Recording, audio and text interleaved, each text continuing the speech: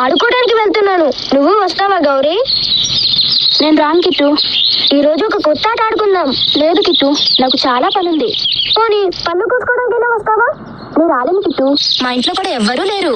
నువ్వు రాలేదనుకో పనులన్నీ నేనే తింటాను. నీకు ఒక్కటి కూడా ఉంచను. అయినా సరే నేను రాను, నువ్వు వెళ్ళు.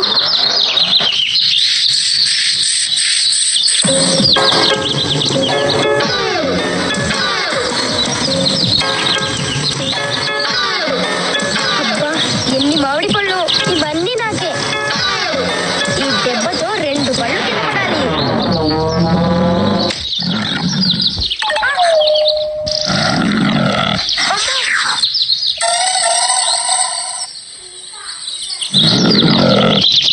అమ్మయ్యా, అది నేను చూడలేదు.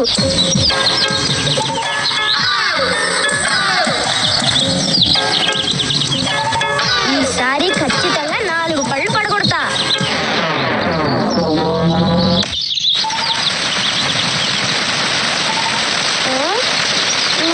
ఏంటిది ఇలా కదులుతోంది? అయ్యో బాబాయ్, కాపాడండి! ఈ తేనెటీగలు నా వెంట పడ్డాయి. కాపాడండి!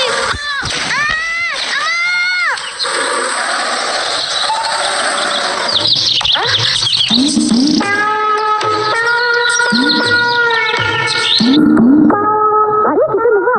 ఎందుకు బావి దగ్గర? ఈ తేనెటీగలు నా వెంట పడ్డాయి. అవి నీ వెంట ఎందుకు పడ్డాయి? ఏమో గౌరీ, నేను మామిడి పళ్ళు కోసుకుంటుంటే నా వెంట పడ్డాయి. నేను నమ్మను, నువ్వు వాటికి ఏదైనా హాని చేసి ఉంటావు. నిజంగా గౌరీ, నేనేం చేయలేదు.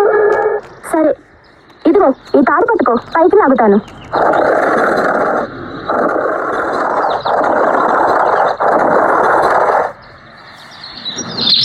అరే, మళ్ళీ ఏం చేస్తున్నావు కిట్టు? ఒకరోజు ఈ జాకీ నా వెంట పడింది. దాన్ని కొట్టదు కిట్టు, అది చాలా మంచిది.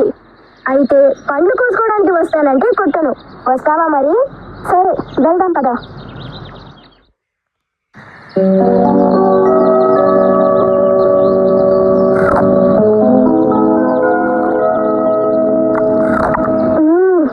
అబ్బా, చాలా బాగున్నాయి గౌరీ. అవును, కమ్మగా ఉన్నాయి. చూసావా కిట్టు, ఈ చెట్టు మనకి ఎంత కమ్మని పండిస్తుందో, అలాగే మన చుట్టూ ఉండే జంతువులు, చెట్లు మనకి ఎంతో మేలు చేస్తాయి. ఎలాగంటే ఆవులు మనకు కమ్మని పాలిస్తున్నాయి, కోళ్ళు మనకు గుడ్లిస్తున్నాయి, మన జాతి కూడా ఇంటికి కాపలా కాస్తుంది కదా. ఇలా ప్రతి జంతువు, చెట్లు మనకి ఏదో ఒక విధంగా సహాయపడుతున్నాయి. అర్థమైందా? అవును గౌరీ, మా ఇంట్లో పిల్లి కూడా ఎలుకలు పడుతుంది. అందుకే మన చుట్టూ ఉండే జంతువులకు, చెట్లకు ఏ హాని చేయకూడదు, సరేనా? అలాగే గౌరీ.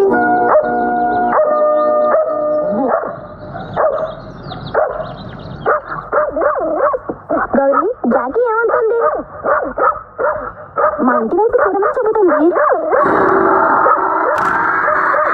అయ్యో, మా ఇంట్లో దొంగ పడినట్టుంది. అవును గౌరీ, అదిగో ఆ దొంగ పారిపోతున్నాడు. పడుతున్నా.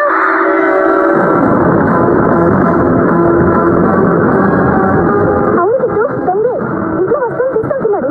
ఇప్పుడు ఏం చేద్దాం? నువ్వేం కంగారు పడకు గౌరీ, నా క్యాట్ బాల్ తో ఆ దొంగని పడగొడతాను చూడు.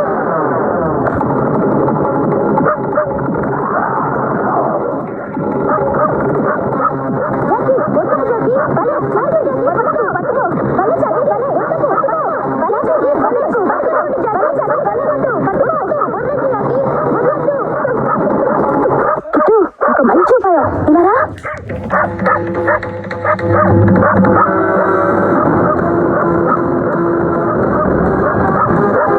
అరే భీముడు, అటు చూడు, ఊళ్ళో కుక్కలు వస్తున్నాయి. పద చూద్దాం. అవునరా, పద చూద్దాం. పద.